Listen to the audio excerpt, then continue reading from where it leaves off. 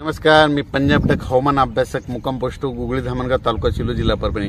आज आहे 9 जून 2024 आणि मी आहे पंढरपूर भागामध्ये आणि पंढरपूर भागामधला हा पाऊस बघा, हा रात्री पाऊस पडलेला आहे। म्हणजे जवळपास 3-4 दिवसापासून सोलापूर जिल्ह्यामध्ये खूप पाऊस पडलेला आहे आणि हा देखील आहे पाऊस।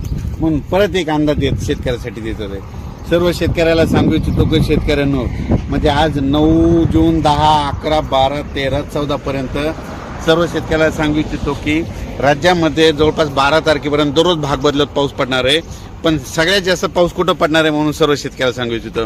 राज्यात सांगायचं झालं तर पाऊस नेमका कुठं कुठं पडणार आहे, सातारा, सांगली, सोलापूर, कोल्हापूर, पुणे, तसेच नगर जिल्हा, नाशिक जिल्हा, तसेच संभाजीनगर, बीड, जालना, परभणी, लातूर, धाराशिव, त्याच्यानंतर तो पाऊस सोलापूर, पंढरपूर या भागामध्ये म्हणजे 12 तारखेपर्यंत चांगला पडणार आहे म्हणून हा अंदाज लक्षात घ्यायचा।